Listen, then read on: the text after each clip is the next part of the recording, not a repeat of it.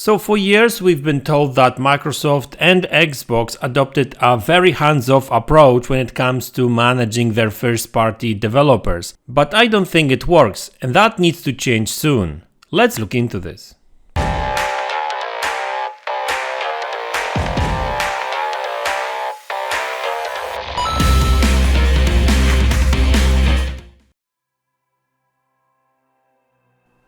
Hey guys, welcome back to the channel.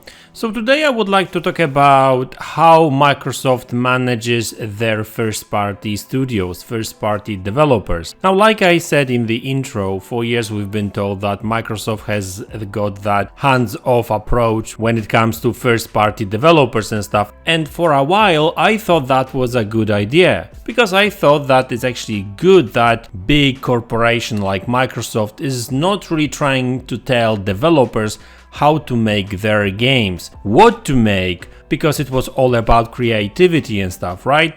And I'm all for that.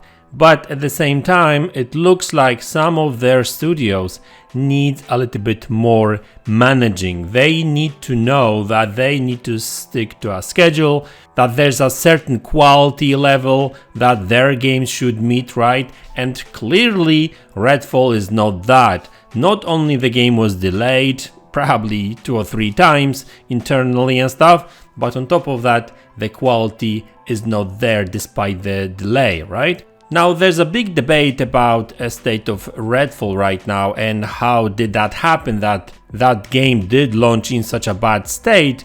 And there's a couple of interesting comments from a number of people like Jez Corden and Jeff Grubb. So for example, Jeff Grubb says this: the current ongoing theory is that this game started before Microsoft took over, and when Microsoft saw it, they didn't believe in it. Jeff has also heard from someone at Xbox that Redfall is going to be a disaster. I mean, that's what that person from Xbox said, right? That doesn't make any sense. So Xbox knew that this game was a disaster and they did nothing about it? Because funny enough, it looks like that Xbox had nothing to do with the release schedule, delays, nothing like that. Looks like Microsoft had no control over what's going on with Redfall development, and they were not pulling the strings when it comes to release dates either. And that information comes from Jez Corden, and this is what he had to say about it. Some thoughts and investigations on Redfall plus Microsoft. Rumors that Microsoft denied Redfall a delay are just lies. Microsoft and ZeniMax are still operating with limited integration. And this is introduction to his article. And in his article he says this: I've been told by multiple sources that Xbox was entirely hands-off with the project, and that the game doesn't fall under Xbox Game Studios director MaDz's responsibilities. Because rightly or wrongly, right now, Arcane is not an Xbox Game Studio by internal definition. Okay, to which I say, fuck definitions. It's not about definitions. I know it's a big corporation and there's a ton of paperwork and some communication problems, as there's always some communication problems in each big corporation. I work for one and I know how that works internally.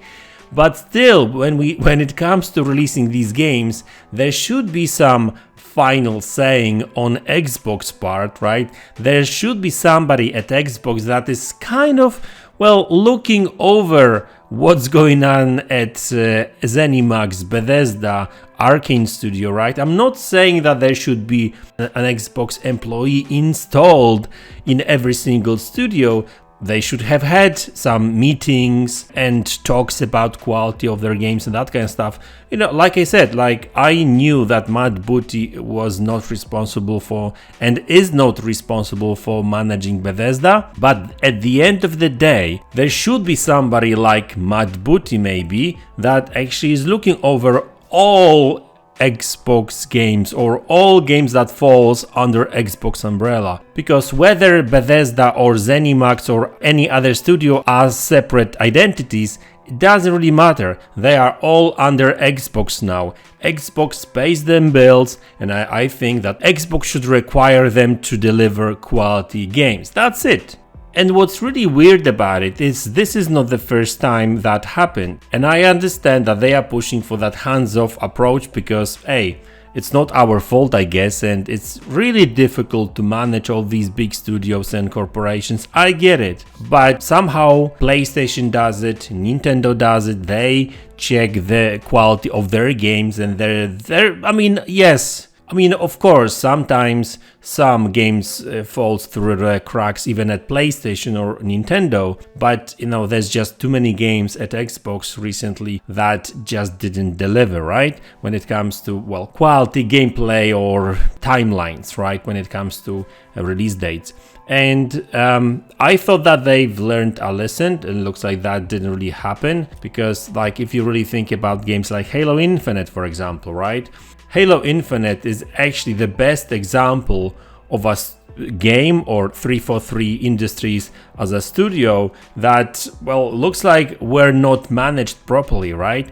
Top management people at Xbox were giving 343 all the resources, all the time in the world, and they still didn't deliver. Why? Looks like they were not just managed properly, they were not set expectations properly. I don't know, like something failed there. They lost a lot of time, money. Well, Halo is in a poor shape right now. I mean, okay, I get it. Halo Infinite multiplayer is actually getting better and better now, right? But they fired most of the 343 stuff, so who knows what's going to happen in the future, right? But, you know, I'm talking about Halo Infinite as an example that thing happened before, that Microsoft just didn't pay enough of attention to these projects that they are paying for. Whether we talk about first party, second party, third party games, doesn't matter.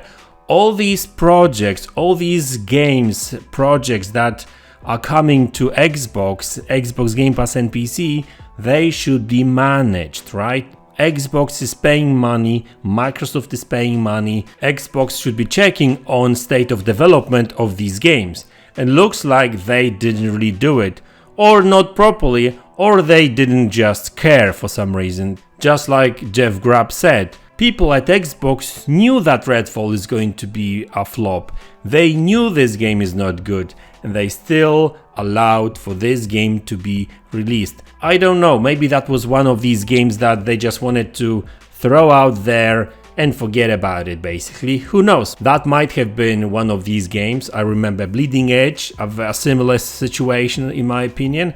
Although, you know, I guess Bleeding Edge maybe was in a better technical shape, and actually it had pretty decent graphics, right? But still, you know, they probably thrown quite a lot of money in that project anyway, and maybe they thought that, oh, it's a co-op multiplayer game, we will add some extra content later and it will be just fine, just like State of Decay or some other games like Rare's Sea of Thieves and that kind of stuff. But whether it will work or not, we don't really know, because from what I've heard, people playing multiplayer, I just played single player, and it's okay game, nothing, you know, I'm not going to be dramatizing about this game too much, like it's just a generic shooter in my opinion, but it is what it is. So listen guys, I think that Microsoft should actually apply more hands-on approach to game development of their own games.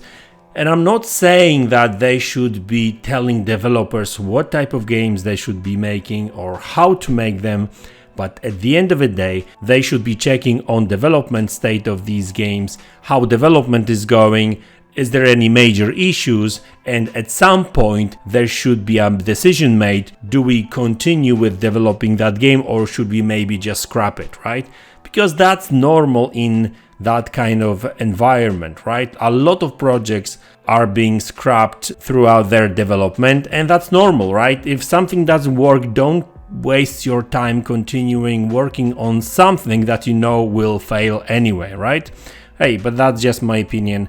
Obviously, I'm not a Microsoft executive. You would think they should know how to manage all these studios and that kind of stuff. And if they don't, why don't you hire more people? Which reminds me some of the David Jaffe's comments about that Microsoft has a ton of money, they can hire very good managers to actually look over development of these games. And I think they should do it. they should do just that. Whether they will, we will see. Hopefully a lesson will be learned, but as always with Microsoft, we don't really know, right? But hopefully we will see some improvement when it comes to game releases and games quality too, coming from Xbox Game Studios. So guys, that's the video. I hope you enjoyed it. Let me know in the comment section below what you think about it. What should Microsoft do with the future games? Should they be still offering hands-off approach, or maybe a mix of both?